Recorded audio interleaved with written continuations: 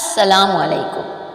समूरी सारा अल्लाह रब्बुल आलमीन खे सूंह जेको जहाननि जो जोड़ींदड़, संभालींदड़, पालींदड़, निपाईंदड़ ऐं आख़िरत जे ॾींहं जो मालिक आहे।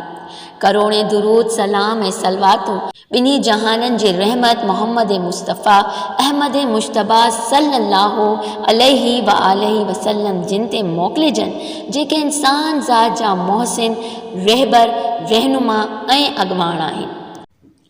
अॼु हिन वीडियो में पाण सॻोरन सल्लल्लाहु अलैहि वसल्लम जे ग़ार जे साथीअ अमीरुल मोमिनीन सैयदना हज़रत अबू बकर सिद्दीक़ जी सोहणी सीरत मुतालिक़ मुख़्तसर मालूमात ॾिनी वेंदी। साथियो, जंहिं पाक हस्तीअ जी सीरत जी ॻाल्हि थी रही आहे उन जो असुलु नालो अब्दुल काबा हो ऐं संदन वाले जो नालो कहाफ़ा। पाण कुरैश क़ौम जे पाड़े बनी तमीम सां लाॻापो रखनि था ऐं 6हीं पीढ़ीअ में हज़रत रसूल अकरम सल्लल्लाहु अलैहि व आलिहि वसल्लम जिन सां वञी गॾिजनि था। इस्लाम आणण बाद हुज़ूर सल्लल्लाहु अलैहि व आलिहि वसल्लम जिन संदन नालो बदिलाए अब्दुल्ला रखियो ऐं संदन लक़ब अबू बकर, सिद्दीक़ ऐं अतीक़ हुया। संदन ख़ानदान जाहिलियत जे ज़माने खां ई मुअज़्ज़िज़ हो।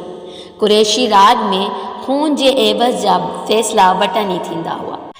जेतोणीकि संदन ज़माने में अरबनि जा तमामु बुरा इख़्लाक़ हुआ, मगर पाण नंढपिण खां वठी ई पाकबाज़ रहिया ऐं कॾहिं बि बदीअ सां संदन उन्हनि जो को बि लाॻापो न हो। इन करे माण्हुनि ते संदन उम्दन इख़्लाक़नि ऐं सचाई ऐं अक़लमंदीअ जो सिको वेठल हो। पाण हुज़ूर सल्लल्लाहु अलैहि वसल्लम खां थोरा महीना नंढा हुया, इन करे हिकु जहिड़ी फितरत ऐं साॻी उमिरि सबबि मंझंदि गहरी दोस्ती हुई ऐं हिकु ॿिए जे लछणनि ऐं सीरत खां पूरा वाक़िफ़ हुया। इहो ई सबबु हो जो हुज़ूर सल्लल्लाहु अलैहि वसल्लम जिन जॾहिं पंहिंजी नबूअत मिलण जो ज़िक्र करे खेनि इस्लाम जी दावत ॾिनऊं त बिना कंहिं हॿक ऐं शक जे इन्हीअ खे मञियाऊं। इन करे खेनि सिद्दीक़ यानी सचो या सचो सम्झंदड़ जो मुअज़्ज़िज़ लक़ब मिलियो। पाण वॾा वापारी ऐं दौलतमंद हुया, मगर इस्लाम जी राह में पंहिंजी जान, माल, इज़त, आबरू सभु क़ुर्बान करे छॾियाऊं ऐं इन्हनि क़ुर्बानियुनि में ॿियो को बि सहाबी खाइण बाज़ी खटी कोन सघियो।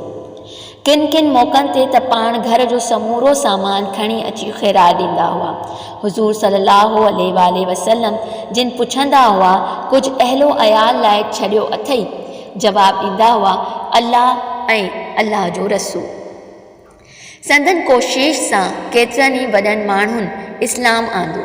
हुज़ूर सल्लल्लाहु अलैहि वसल्लम जिन फरमाईंदा हुआ त जान ऐं माल जी क़ुर्बानीअ में अबू बकर रज़ी अल्लाह ताला अन्हो खां वधीक मूं ते कंहिंजो बि अहसान कोन्हे।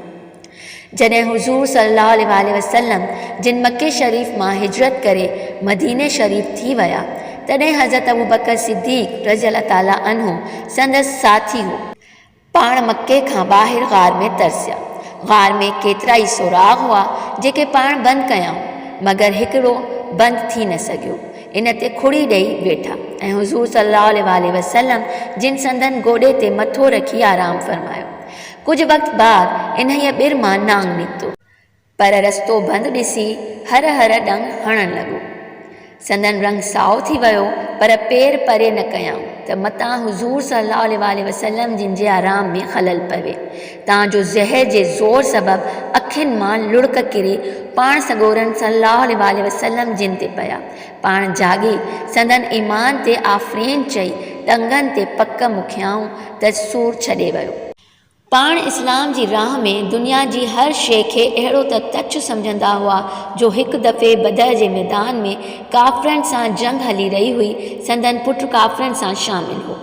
इन्हीअ कुझु अरसे बाद इस्लाम आंदो ऐं चयाईं बाबा बदर जी जंग में तव्हीं 2-3 दफ़ा मूंखे अहिड़ी विझ में आया जो ज़बरदस्त धक हणी सघां हा, पर मूं पीउ जो लिहाज़ करे छॾे ॾिनो।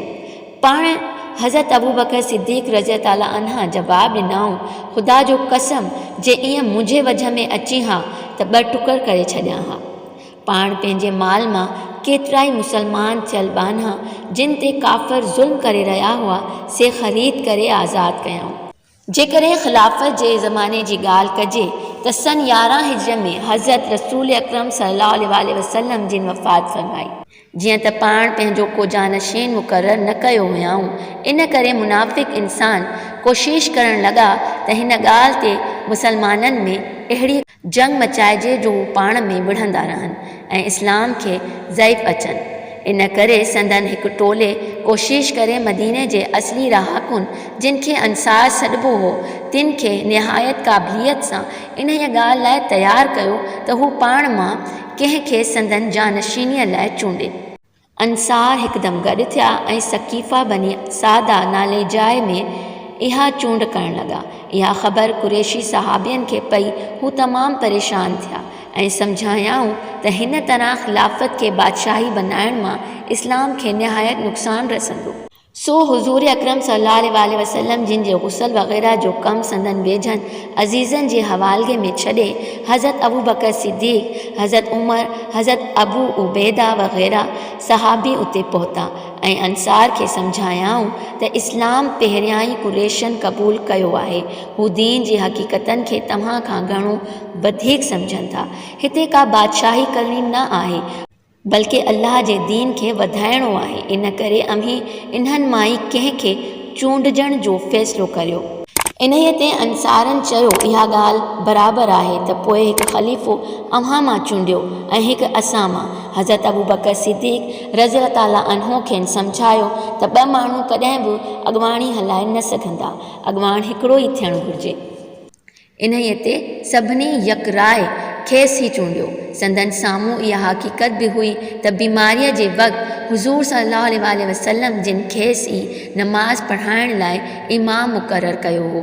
इन्हीअ तरह ही वॾो मसइलो तमामु आसानीअ सां हल थी वियो ऐं सभु मुसलमान निहायत ख़ुशि थिया।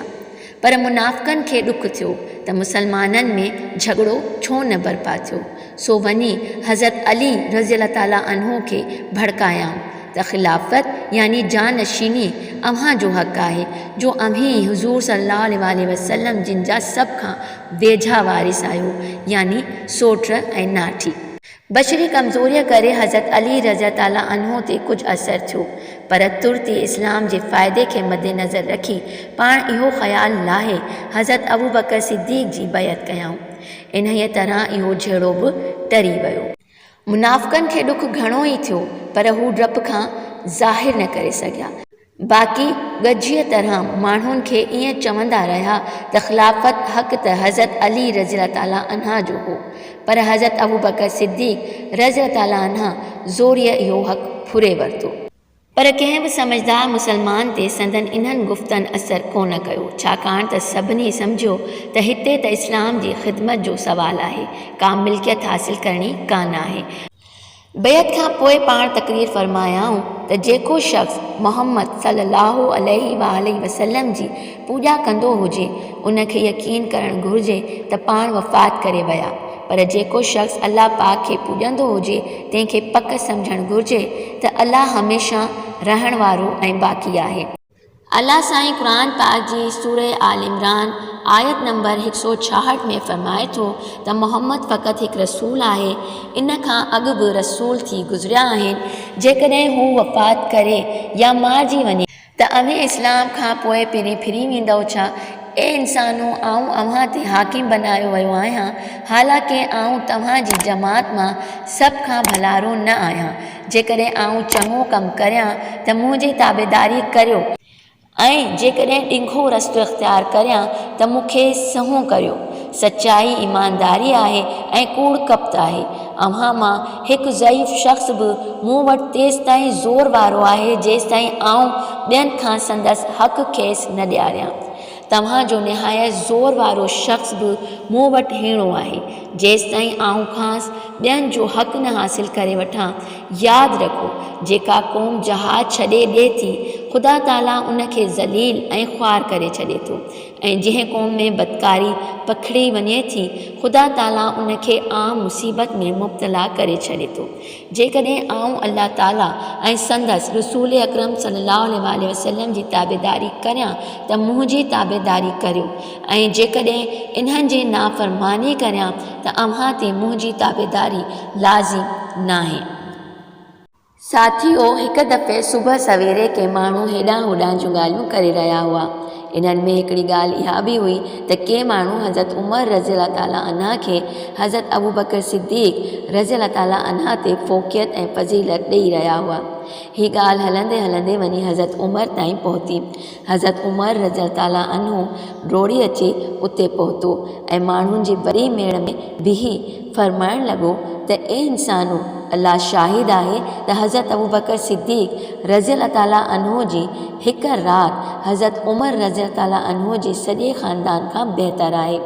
वरी हज़रत उमर रज़ी अल्लाह ताला अन्हु माण्हुनि जो पाण ॾांहुं ध्यानु छिकाईंदे हज़रत अबू बकर सिद्दीक़ रज़ी अल्लाह ताला अन्हा जहिड़े अज़ीम इंसान जी ज़िंदगीअ जो हिकु वाक़ियो बयानु कयो त जीअं माण्हुनि खे हज़रत अबू बकर सिद्दीक़ रज़ी अल्लाह ताला अन्हु जो मुक़ाम ऐं मर्तबो मालूम थिए। हज़रत उमर रज़ी अल्लाह ताला अन्हा ॿुधायो त हिकिड़ी राति हुज़ूर सल्लल्लाहु अलैहि वसल्लम जिन ग़ार ॾांहुं वञण जे लाइ निकिता। हुज़ूर सल्लल्लाहु अलैहि वसल्लम जिन सां हज़रत अबू बकर सिद्दीक़ बि साण हो। हज़रत अबू बकर सिद्दीक़ रस्ते में हलंदे कॾहिं हुज़ूर सल्लल्लाहु अलैहि वसल्लम जे अॻियां पिया थियनि त कॾहिं पुठियां। तव्हांजो इन ॻाल्हि जो जॾहिं अल्लाह जे रसूल सल्लल्लाहु अलैहि वसल्लम खे पतो पियो त पाण करीम सल्लल्लाहु अलैहि वसल्लम जिन पुछियसि त ए अबू बकर, छा ॻाल्हि आहे जो तूं कॾहिं मुंहिंजे अॻियां थो हली त कॾहिं पुठियां। हज़रत अबू बकर सिद्दीक़ रज़ी अल्लाह ताला अन्हु ग़मगीन लहजे में फ़रमायो त या रसूल अल्लाह, मां कॾहिं तव्हांजे पुठियां हलां थो त ॾिसां त को तव्हांजे ॻोल्हा में त न आहे, ऐं वरी जॾहिं तव्हांजे अॻियां हलां थो त ॾिसां थो त को तव्हांजी ताड़ में इंतज़ारु त नथो करे। उन ते हुज़ूर सल्लल्लाहु अलैहि वसल्लम जिन फ़रमायो त ए अबू बकर, जेकॾहिं कुझु हुजे हा या को ख़तरो आॾो हुजे हा त मां पाण पसंदि कयां हा त तूं मुंहिंजे अॻियां हल। हज़रत अबू बकर सिद्दीक़ रज़ी ताला अन्हा ख़ुशी ऐं शौक़ मां अर्ज़ु कयो त हा साईं, उन ज़ात जो कसम जंहिं तव्हांखे हक़ सां गॾु मोकिलियो आहे। जॾहिं ॿई ग़ारे सोर वटि पहुता त हज़रत अबू बकर सिद्दीक़ रज़ी ताला अन्हु हुज़ूर सल्लल्लाहु अलैहि वसल्लम जिन खे ग़ार जे मुंहुं वटि रोके अर्ज़ु कयो त या रसूल अल्लाह, पहिरें ग़ार में मूंखे वञणु ॾियो, ॾिसां त मतां को नांग बला या को ज़हरीलो जानवर न हुजे त भला मूंखे नुक़सानु पहुचाए, जीअं तव्हांखे का तकलीफ़ न पहुचे। हज़रत अबू बकर सिद्दीक़ रज़ी अल्लाह ताला अन्हु ग़ार में अंदरि वञी सुराख़नि खे जांचणु लॻो ऐं सुराख़नि खे कपिड़े सां बंदि कयो। जॾहिं ॾिठाई त सॼो कपिड़ो इन्हनि सुराख़नि में लॻी वियो, अञा हिकिड़ो सुराख़ बाक़ी रहे थो त इन खे पंहिंजे पेर सां बंदि कयाई। पोइ हुज़ूर सल्लल्लाहु अलैहि वसल्लम जिन ग़ार में दाख़िल थिया। जॾहिं सुबुह थियो, हर तरफ़ रोशनी पखिड़िजी वई त हुज़ूर सल्लल्लाहु अलैहि वसल्लम जे ॾिठो त हज़रत अबू बकर सिद्दीक़ रज़ी अल्लाह ताला अन्हा जे बदन ते कपिड़ो कोन्हे। पाण करीम सल्लल्लाहु अलैहि वसल्लम हैरान थी पुछियो त ए अबू बकर, तुंहिंजे लिङनि जा कपिड़ा केॾांहुं विया? हज़रत अबू बकर सिद्दीक़ रज़ी अल्लाह ताला अन्हु सॼो वाक़ियो बयानु कयो। हुज़ूर सल्लल्लाहु अलैहि वसल्लम जिन अल्लाह जी बारगाह में ॿई हथ खणी दुआ फ़रमाई, ए अल्लाह, क़यामत जे ॾींहुं हज़रत अबू बकर खे मूंसां गॾु मुंहिंजे दर्जे में रख। अल्लाह ताला वही नाज़िल फ़रमाई त ए अल्लाह जा रसूल, अल्लाह अव्हां जी दुआ क़बूल फ़रमाई। इन खां पोइ हज़रत उमर इब्नुल ख़िताब रज़ी अल्लाह ताला अन्हु फ़रमायो त उन ज़ात जो कसम जंहिंजे कब्ज़े में मुंहिंजी जान आहे त हज़रत अबू बकर सिद्दीक़ रज़ी अल्लाह ताला अन्हु जी उहा राति उमर रज़ी अल्लाह ताला अन्हु जे ख़ानदान खां वाक़ई वधीक बहितर आहे। साथियों, भलारनि इंसाननि जी सुहिणी सीरत असांजे लाइ रोशनी जो मीनारो आहे।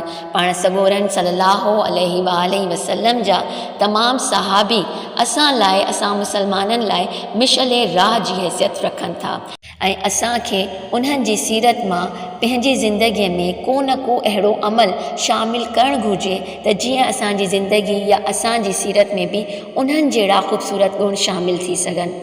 साथियों, असांजे हिन चैनल खे ज़रूरु सब्सक्राइब कजो, लाइक कजो ऐं कमेंट कजो। अव्हांजे कमेंट जो इंतज़ारु रहंदो। इंशाअल्लाह ईंदड़ वीडियो में ॿिए सहाबी या ॿिए ख़लीफ़े जी मालूमात सां गॾु हाज़िर थींदमि। तेसिताईं इजाज़त ॾींदा। अल्लाह हाफ़िज़।